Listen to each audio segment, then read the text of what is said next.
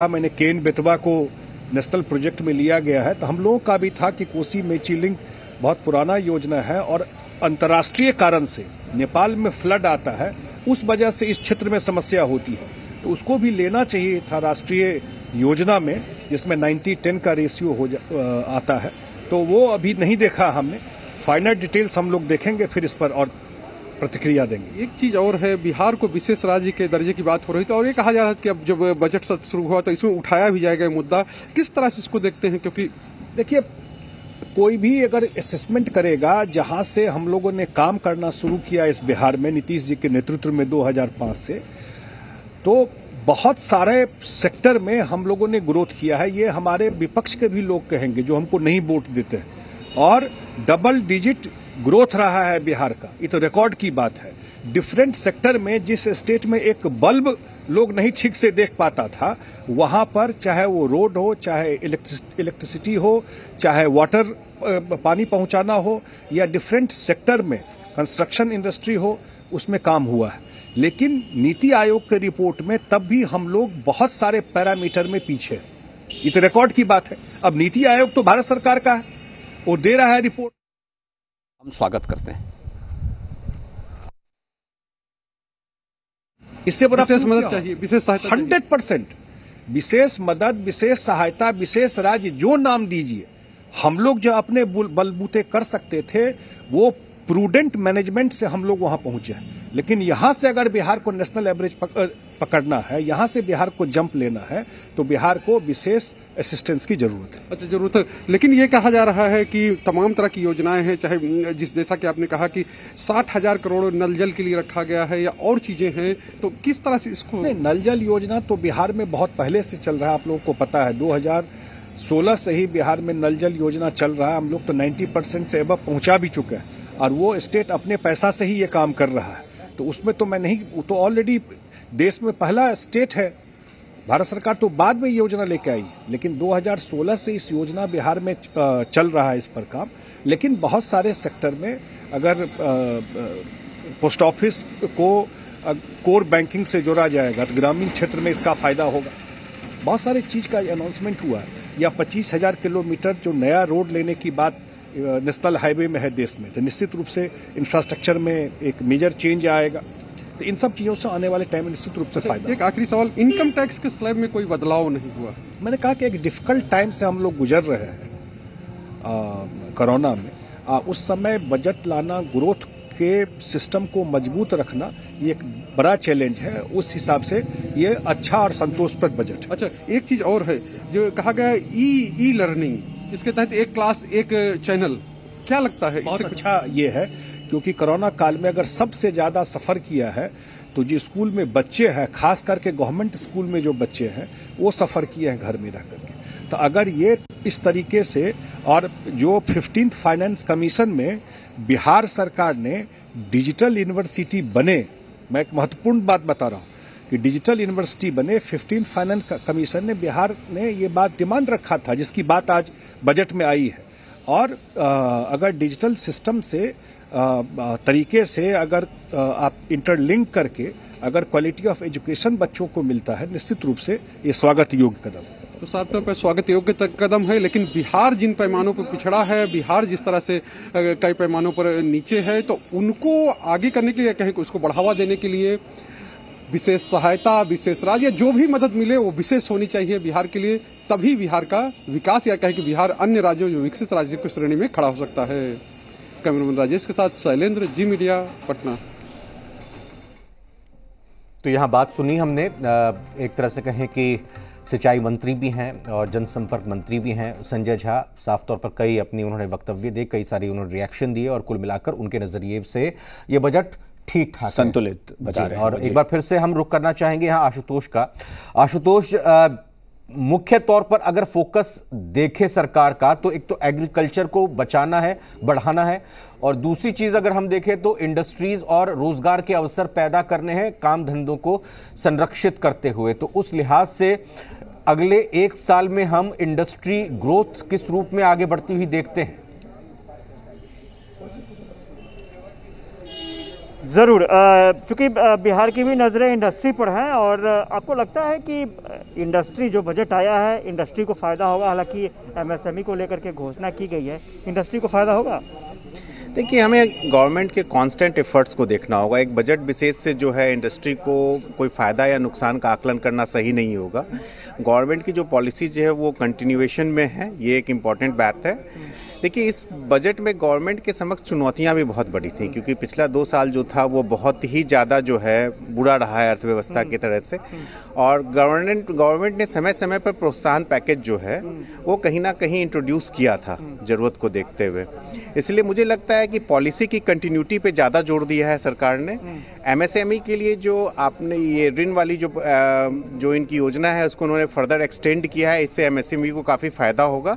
दूसरी बात, कहीं ना कहीं जो कैपिटल एक्सपेंडिचर है उस पर सरकार ने जोर दिया है, और कैपिटल एक्सपेंडिचर एक रोजगार सृजन का बहुत बड़ा एक माध्यम है, तो कहीं ना कहीं उससे रोजगार सृजन होगा।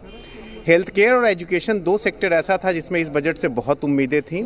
एजुकेशन में सरकार की जो पहल है कि रूरल सेक्टर में जो क्वालिटी एजुकेशन पहुंचाया जाए टेक्नोलॉजी की मदद से, वो एक बहुत ही सराहनीय कदम है। हेल्थ के सेक्टर में भी सरकार ने सही प्रयास लिए हैं और किए जाने की ज़रूरत थी। और इंडिविजुअल टैक्स पेयर्स के संदर्भ में मैं जरूर कहूँगा कि जो एक सामान्य जनता है, जिसको शायद आयकर से अलावा बजट से बहुत ज़्यादा उम्मीदें नहीं होती हैं, उन्हें कहीं ना कहीं थोड़ी सी निराशा जरूर मिली है, क्योंकि इस बार उन्हें उम्मीद थी, खासकर सैलरीड क्लास लोगों के लिए, जिनके लिए स्टैंडर्ड डिडक्शन एकमात्र माध्यम है अपनी आयकर को कम करने का, उसमें जरूर उनको था कि कहीं ना कहीं कुछ इजाफा होगा, लेकिन वो नहीं हुआ।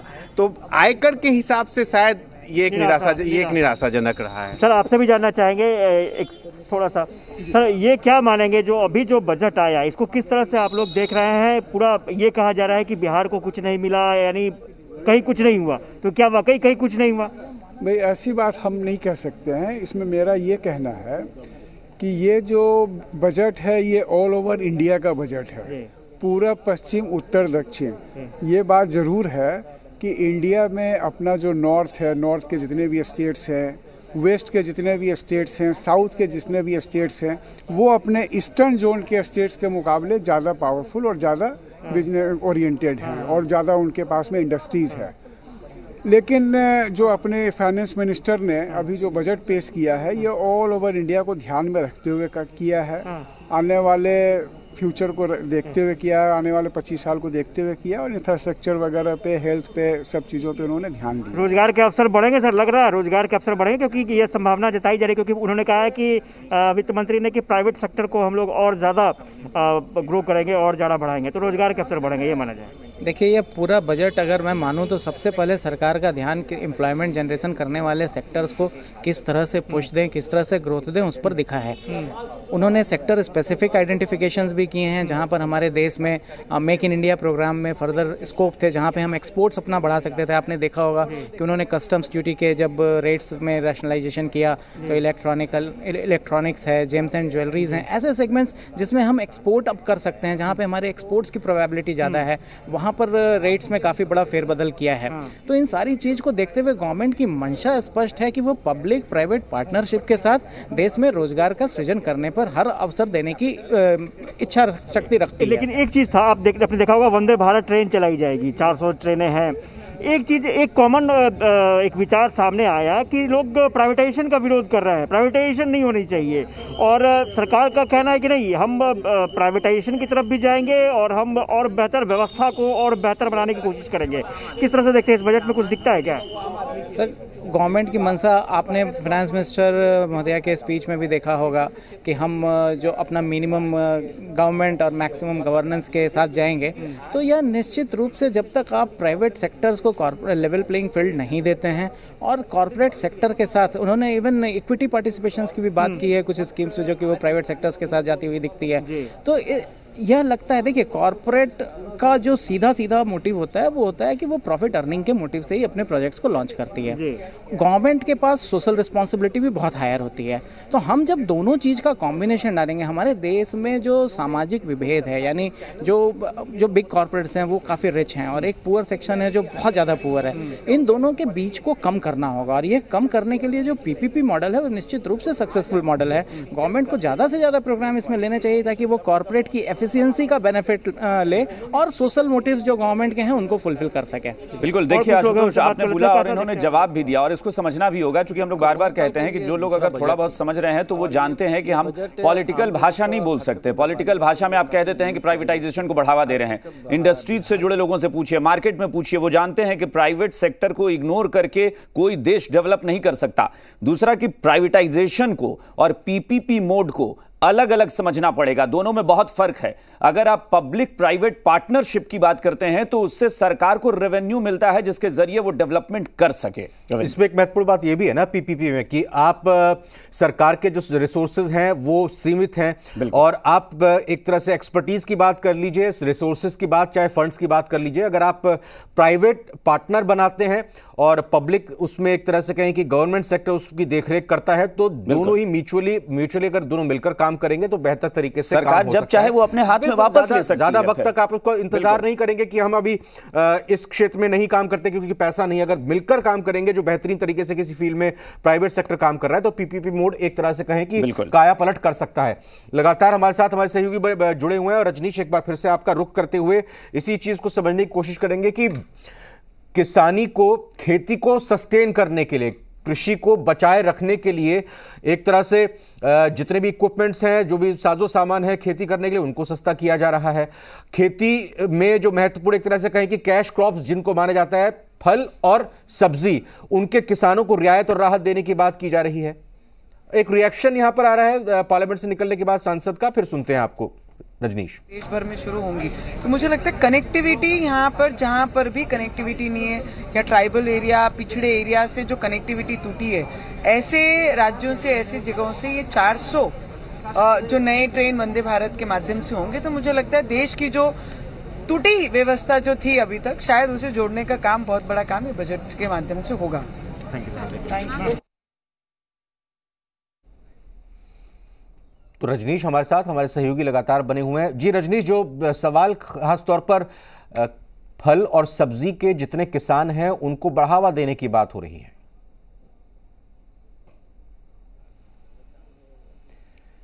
देखिए, किसानों से हम बात कर लेते हैं, लेकिन इसके पहले एक छोटी सी बात अभी जो हो रही थी कि निजी सेक्टर को बढ़ावा दिए बिना विकास नहीं हो सकता, या फिर पीपीई मोड को बढ़ावा देना है, ये बात ठीक है, लेकिन सवाल ये भी उठता है कि आखिर किन शर्तों पर। आप देखिए, पटना यूनिवर्सिटी में टीचर्स नहीं है, बच्चे नहीं आ रहे हैं, एडमिशन नहीं हो रहा है। कभी वो किस तरीके से गौरवान्वित होते थे लोग अगर एडमिशन हो जाए। निजी जो विश्वविद्यालय है वहाँ पे 6 लाख रुपए, 5 लाख रुपए देकर लोग ग्रेजुएशन कर रहे हैं, डिग्री सिर्फ। तो ऐसे में समझा जा सकता है, जो जनरेशन की बात है एम्प्लॉयमेंट की, तो उसमें कुछ करना नहीं है। आपने हॉस्पिटल बनाया, आपने यूनिवर्सिटी बनाई, आपने कॉलेजेस बनाए, बिल्डिंग बन गई है, लेकिन जहां मानव संसाधन की बात है तो वहां पे जब टीचर्स नहीं होंगे, डॉक्टर्स नहीं होंगे, नर्सेज नहीं होंगे, तो फिर आगे आर्थिक विकास की गति को तेजी कैसे मिलेगी। तो ये बहुत जरूरी हो जाता है कि बिल्कुल वहां सरकार को, रजनीश आपने जो बोला ना, उसमें सरकार को सुनिश्चित करना होगा। जैसे देखिए, एमएसपी सरकार तय करती है अगर फसल पर, तो वही चीज सरकार पीपीपी मोड में भी लागू कर सकती है। हमने ये शब्द किया कि कर सकती है अगर चाहे तो। सरकार के हाथ में वो तब भी होता है कि अगर हम पब्लिक प्राइवेट पार्टनरशिप में कुछ भी करते हैं, चाहे वो एजुकेशन का सेक्टर हो, इंफ्रास्ट्रक्चर हो या रेलवे हो, कहीं भी वो सरकार चाहे तो उसकी एक कीमत निर्धारित कर सकती है। अब सरकार की मंशा कितनी है, जैसा कि हम इकोनॉमिस्ट वगैरह से सुन रहे हैं, वो कह रहे हैं कि हमें सरकार की मंशा गलत नहीं लग रही, लेकिन अब ये भविष्य बताएगा। रजनीश, हम लोगों से जान लेते हैं किसान जो है इन बातों को कैसे देखते हैं। जहां तक पीपी मोड की बात है, उसमें किस तरीके से इसको देखते हैं। सरकार की मंशा है कि इससे कृषि के क्षेत्र में भी विकास ज़्यादा होगा और इसका ज़्यादा फायदा मिलेगा। सरकार की तो ये मंशा है, लेकिन वो मंशा दोषपूर्ण है, इसलिए सर ये किसान को उससे लाभ नहीं। किस तरीके का दोष देखते हैं? दोष तो हमने पहले बताया है कि कृषि आधारित उद्योग की स्थापना के लिए उसमें कोई प्रावधान नहीं किया गया, और जब कृषि आधारित उद्योग का स्थापना नहीं होगा तो किसान को न मार्केट मिलेगा, न उसका उत्पादित सामान है वो कहीं बिक सकेगा। किस तरह से देखते हैं इसको? जब तक डायरेक्ट संपर्क कानून के जैसा डायरेक्ट संपर्क किसान और सरकार की नहीं होगी, उसकी व्यवस्था तब तक यही दशा। रजनीश, मैं एक सवाल और एग्रीकल्चर से जुड़ा पूछ लूं, वो आप किसानों से पूछिए कि एग्रीकल्चर बेल्ट की हम बात करते हैं, गंगा का किनारा सबसे उपजाऊ हम मानते हैं, और गंगा नदी के किनारे पूरे भारत में जहां जहां से गंगा गुजरी है वहां 5 किलोमीटर का एक बेड तैयार करने की बात हो रही है, जो कि रसायन मुक्त खेती के लिए डेवलप किया जाए, यानी कहे जैविक खेती के लिए। इस कॉरिडोर को अगर बनाया जाता है, ये पूरा बेड तैयार होता है, तो कितना फायदा होगा।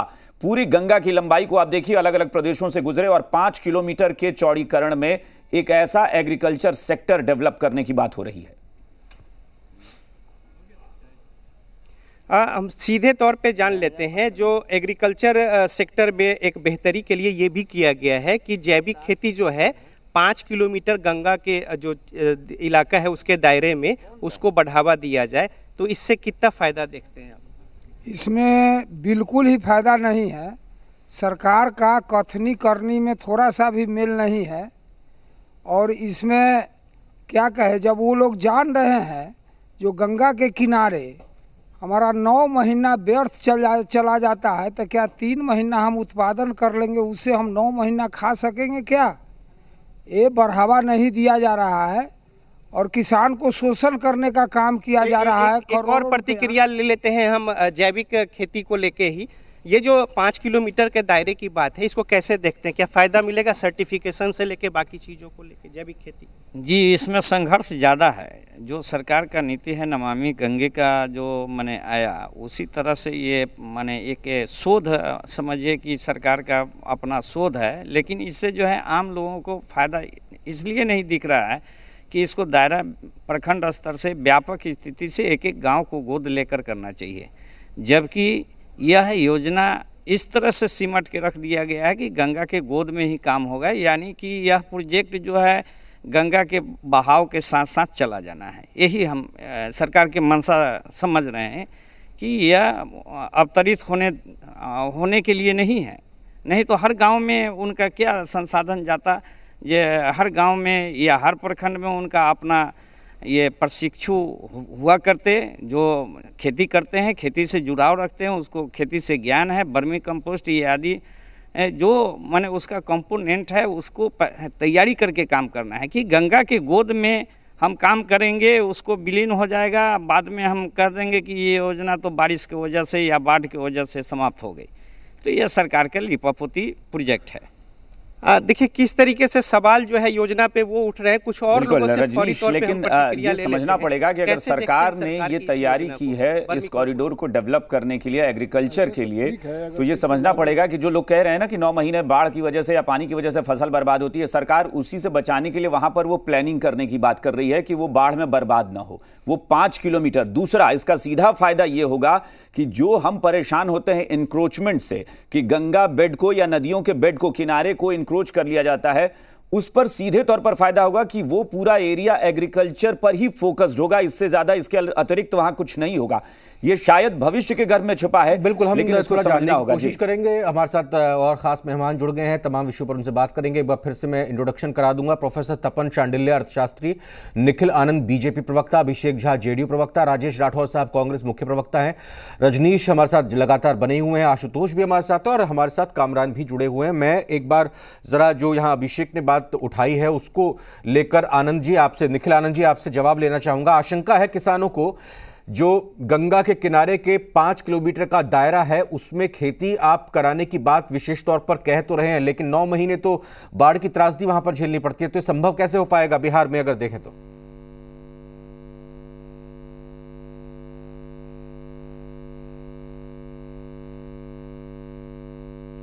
आवाज पहुंच रही है स्टूडियो में हमारे पटना, निखिल जी?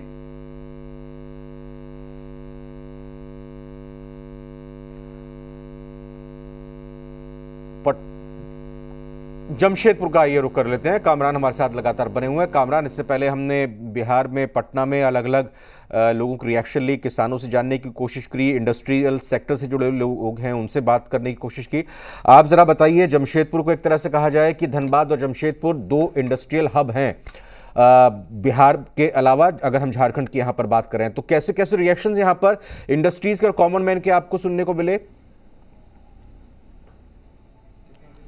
बिल्कुल रविंद्र, देखिए हम अभी आदित्यपुर में मौजूद हैं और सबसे बड़ा इंडस्ट्रियल इलाका कहा जाता है और माना जाता है, और यहाँ क्योंकि इंडस्ट्रीज यहाँ पे काफी ज्यादा है और हमारे साथ तमाम जो लोग बैठे हैं वो भी इंडस्ट्रियलिस्ट हैं, बिजनेसमैन, और सीधा ताल्लुक कहीं ना कहीं अगर बात करें बजट का तो बिजनेस से होता है। तो सबसे पहले सबसे छोटा रिएक्शन लेकर जानने की कोशिश करते हैं कि इस बार का बजट किस तरीके का रहा। इंदर जी, लगातार आप लोग वॉच कर रहे थे कि बजट है, कई उम्मीदें भी आप लोगों को थी, क्या लगता है कितना फ्रूटफुल है?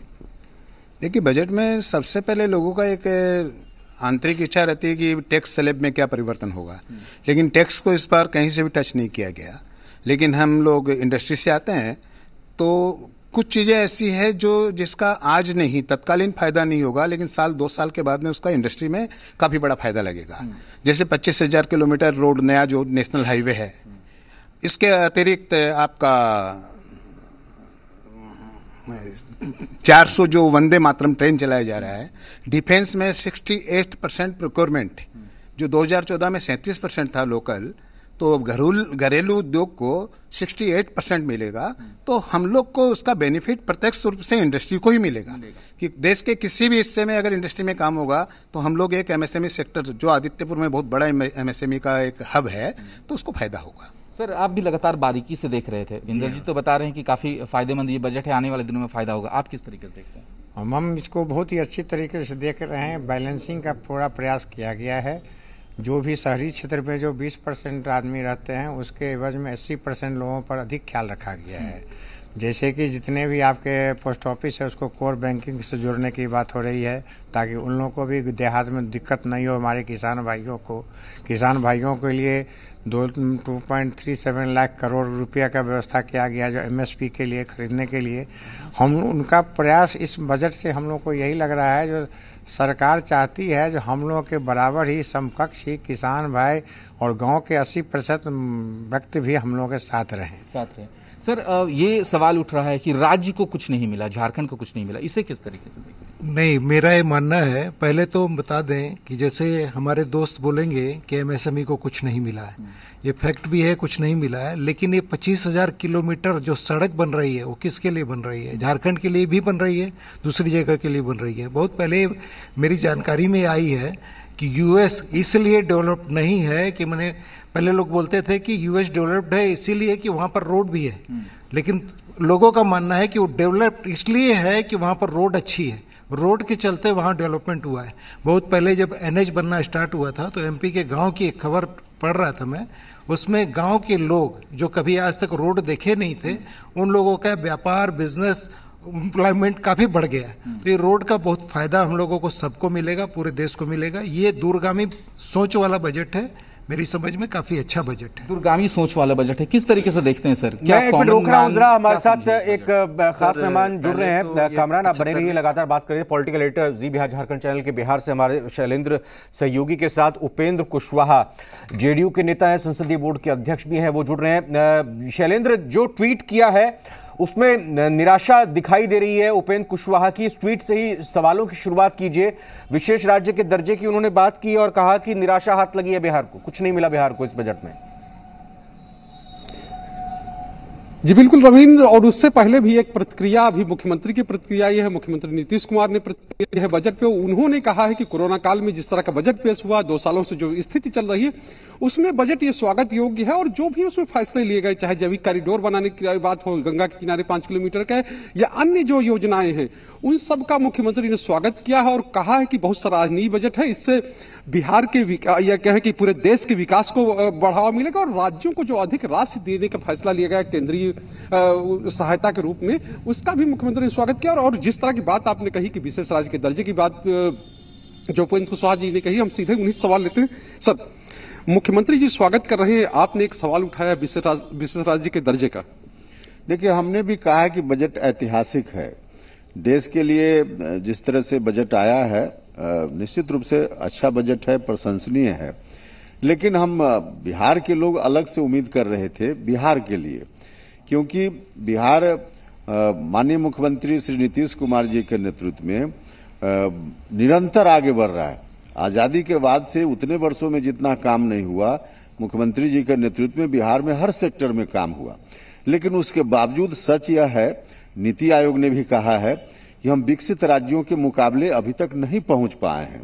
वहां तक पहुंचे हमारे खुद के प्रयास से, बिहार के प्रयास से, ईमानदार प्रयास से, हर तरह से प्रयास के बावजूद एक गैप तो है। आखिर इस गैप को भरने का क्या फॉर्मूला हो सकता है? तो इस गैप को भरने का फॉर्मूला यही हो सकता है कि बिहार पर विशेष ध्यान दिया जाए, और इसलिए हमने कहा है, लगातार कहा है कि विशेष राज्य का दर्जा बिहार को मिलना चाहिए।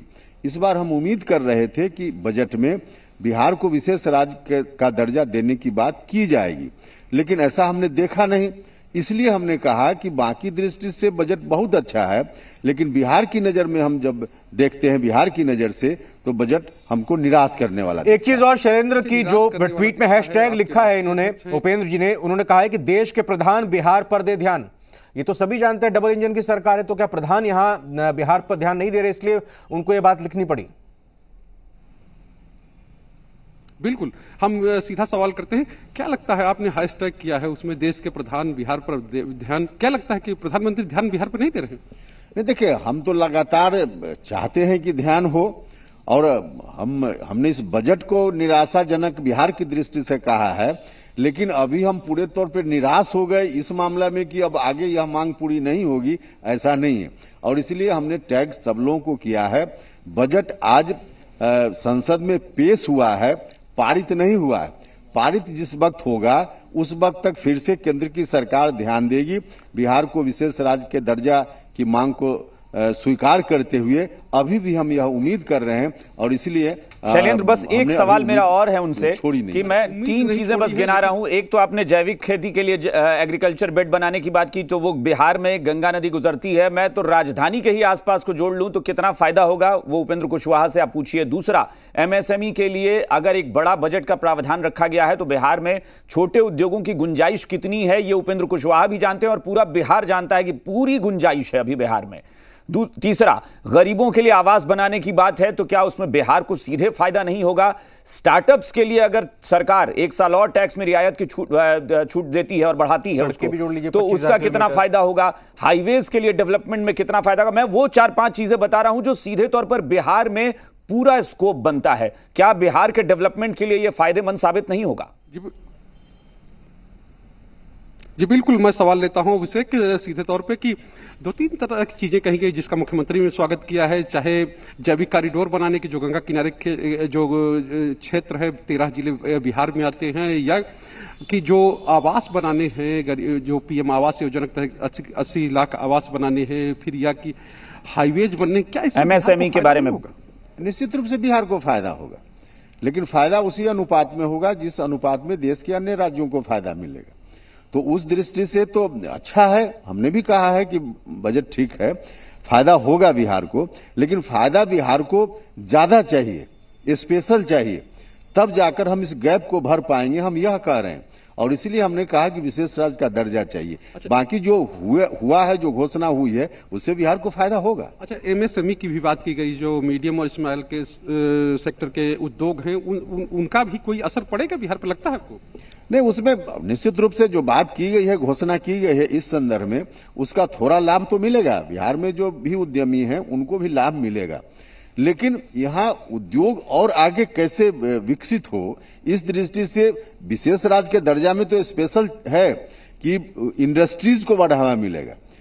तो उस दृष्टि से विशेष राज्य का दर्जा ही एकमात्र उपाय है बिहार को देश के अन्य राज्यों की तुलना में जो विकसित राज्य हैं वहां तक ले जाने के लिए हम यह बार बार बोल रहे हैं। अच्छा, यह मांग आप कर रहे हैं, तो अगर मान लीजिए नहीं पूरा होता है मांग, जैसा कि आपने कहा कि डबल इंजन की सरकार है, तो आप लोग करिएगा क्या इसके आगे? देखिए, इसके लिए हम लोग अभी जैसे सदन से सड़क तक अपनी मांग को दोहरा रहे हैं। हम आज भी, पहले भी लगातार हमारी पार्टी इस मांग को लेकर अपनी आवाज को बुलंद करते रही है। अभी आज बजट पेश हुआ है, बजट पारित होगा, और इस बजट पर संसद में भी जो बहस होगी, हमारी पार्टी की ओर से जो भी माननीय सांसद बोलेंगे तो वहां भी अपनी बात को मजबूती से रखेंगे। मतलब सड़क से लेकर सदन तक हम लोग इस मांग को उठाते रहेंगे। भाजपा के नेता हैं, वो कह रहे हैं कि लगता है कि अपने नेता पर विश्वास नहीं है, मुख्यमंत्री नीतीश कुमार विश्वास है, जिनके साथ मिलकर हम बिहार को इतनी दूर तक लाए हैं और आगे भी हम ले जाएंगे बिहार को। क्या आपको लगता नहीं, भरोसा आपको नहीं नेता पे? देखिए, बिहार तो आगे जा ही रहा है, इसमें कहां कोई दो राय है। बिहार इतनी तेज गति से आगे जा रहा है, आजादी के बाद उतने वर्षों में जितना काम नहीं हुआ, महज 15-17 वर्षों में माननीय मुख्यमंत्री जी ने किया है बिहार के लिए। लेकिन उसके बावजूद सच यही है ना, नीति आयोग ने भी कहा है कि हम विकसित राज्यों की श्रेणी में वहां तक कैसे पहुंचे, नहीं पहुंच पाए हैं। तो आखिर यह जो गैप है, इसका कौन सा फार्मूला हो सकता है, हमको कोई बताए, या इसका क्या फार्मूला होगा? इतना काम शैलेंद्र, जाहिर तौर पर उपेंद्र कुशवाहा जो है वो उस बात पर एकदम लगातार अडिग हैं और अड़े हुए हैं कि उनको वही चाहिए। लेकिन हमारे साथ मेहमान जो हैं वो लगातार जुड़े हुए हैं स्टूडियो में। एक बार फिर से रुख करते हैं, कुछ तकनीकी समस्या थी और मैं चाहता हूं कि उपेंद्र कुशवाहा ने चूंकि बोला है तो एक बार मैं विपक्ष से बात कर लेता हूं, फिर अर्थशास्त्री के पास भी चलेंगे। राठौर साहब, बात कुछ समझ में आ नहीं रही है चूंकि आलोचनाएं बहुत हो रही हैं, लेकिन मैं सीधे तौर पर पूछ रहा हूं कि तमाम जो एक्सपर्ट्स हैं, अर्थशास्त्री हों या इंडस्ट्रीज से जुड़े लोग हों, वो जब इस बात को कहते हैं कि बजट जो है ओवरऑल देखा जाए तो बेहतर है और संतुलित है, प्रदेश विशेष के लिए हो सकता है कि बहुत ज्यादा प्रावधान की गुंजाइश इसमें नहीं थी, लेकिन मैं कह रहा हूं कि जब बड़ी इंडस्ट्रीज को फायदा पहुंचता है तब तो बड़ा हो हल्ला मचता है, एमएसएमई के लिए जब फायदा पहुंचाया जाता है तब भी आपको आपत्ति हो जाती है, गरीबों के आवास की बात होती है तो आपत्ति है। आप देखिए ना, जरा खुद बताइए राठौर साहब कि इस कोरोना काल में क्या जरूरत थी सरकार की। ई एजुकेशन सबसे बड़ी मजबूरी बनी कि सरकार को घर बैठे बच्चों को पढ़ाना था, उस पर फोकस है। एग्रीकल्चर बचाना सबसे बड़ी चुनौती, बैंक के कर्ज डूब रहे थे, बैंक को बचाना सबसे बड़ी चुनौती। इसमें सरकार इंडिविजुअल कितना फायदा लोगों को पहुंचाने की गुंजाइश रखती थी? अभिषेक जी, बजट व्यापक है और बजट समाप्त होने के बाद बिना अध्ययन किए विस्तृत बात नहीं की जा सकती। जो पिछले 1.5 पौने 2 घंटे से आपके चैनल पे हम लोग बैठे हैं, किसी कारण से हम लोग